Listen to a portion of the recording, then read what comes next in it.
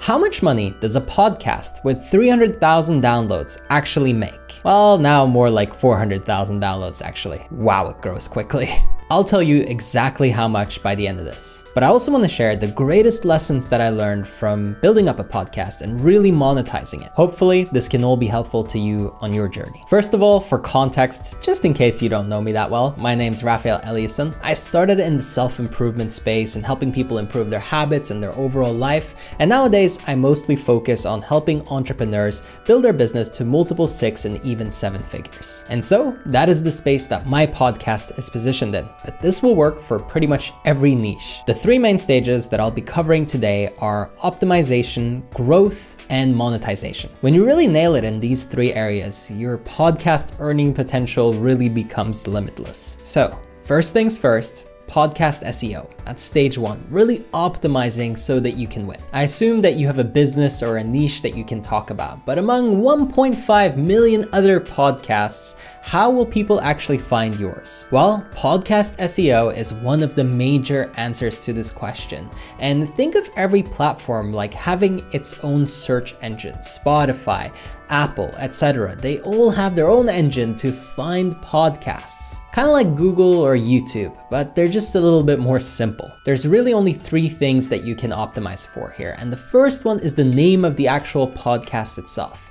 Something generic could be Raphael's Talk Show, but that's not a good name because 1, it doesn't really communicate what the podcast is about, but also it's not very findable. It's not searchable. It's just my name and then talk show. Unless someone already knows me, they're not gonna look for that. And so you must title your podcast something that is actually discoverable. Even if you were a celebrity and you had a lot of traction and a big audience, it would still benefit you to have a name that's discoverable. Try to add a keyword or something popular from your industry or from your niche so that people can find you more easily. Yes, be creative, but also don't stress too much because you can always change this down the line if you think you can make it better. Now, the second thing you want to optimize are the episode titles themselves. If you just call them episode 1 and episode 2 and episode 3, so on and so forth, yeah, nobody's really going to find them. You guessed it. But let's say we were in the meditation space. An episode title such as Guided Meditation to Boost Your Confidence would perform way better because we're solving a problem and we're also making it very searchable and easy to find. Like with the name, you really want to think of each episode as a discoverable piece of content that people can find. And then the third thing that you can optimize is the description. So adding keywords, but also writing a description that gives the listener an idea of what they're going to get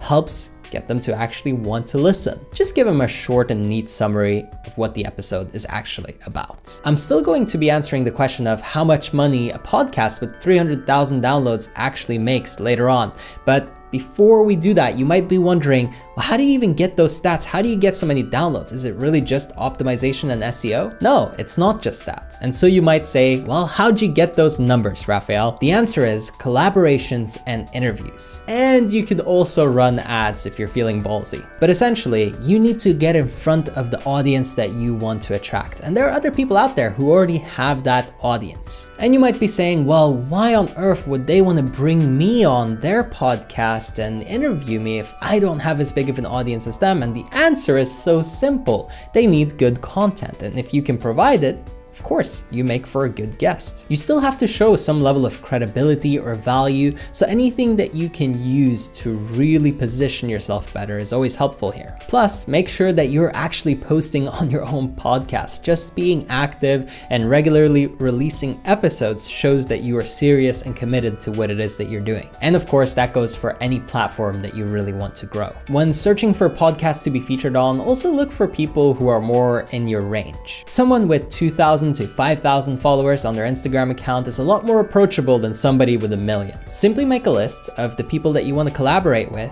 and reach out to just 1 a day. This will already build massive momentum and it's really easy to do. There's no excuse. Now, because of how profitable my business already is, I value my time highly and therefore I basically skipped this process by outsourcing it to an agency. That means I pay them to reach out on my behalf and find shows that I would be a good fit for as a guest. In some cases, I might even pay an appearance fee.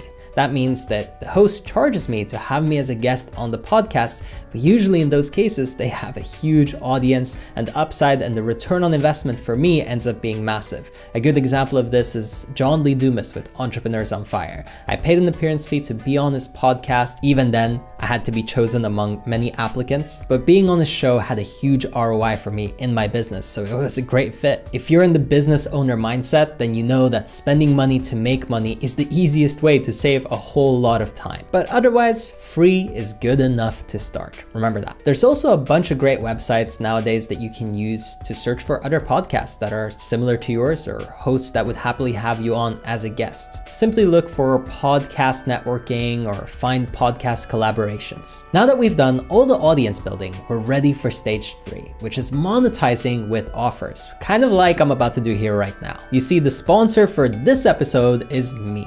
Yeah, that's right, me, Raphael. If you want to work with me to grow your business to multiple 6 and even 7-figure profits, and also join the community of amazing like-minded entrepreneurs, then go over to eraphael.com and book a consultation. Again, if you want to grow your business faster, if you want real high quality support and an amazing community that really cares about you and your growth, all you have to do is go to eraphael.com and book yourself a consultation call with us. We'll talk, see if and how I can best serve you in your growth and hitting your goals. And if we're a good fit, we can work together. We'll even help you grow your podcast and actually make a lot of money from it because it's more fun. And also that way you can make an even greater impact. One more time, just to make sure you don't forget, just go to eraphael.com if you want to take advantage of it. The almighty stage 3, finally monetizing your content with offers, exactly like what I just did. Look, the content should really convert and sell for you. And the call to action, CTA, should serve more as a reminder to your audience, to people who are already sold, who already are on board and want to work with you or take you up on whatever you have to offer, letting them know that, hey, it exists, it's here. Do you want it? It's not about convincing, it's not about trying to push them, it's just about letting them know that it's there. But if you don't do it regularly, they will never know. And without this piece, I would have made 0 from my podcast. Now, of course, there are sponsors and you can do all kinds of crazy deals and you can be an affiliate. And don't get me wrong, those sources of income can be great, but it's your podcast, it's your community. So why not offer something that truly is yours? In my podcast, I'll also put a link in the description to my consultation page. Plus, in between the bullet points of the topic that I'm covering, I'll throw in a call to action just like I did right here. Now that you know the strategy and you really understand the methodology, you might still be wondering,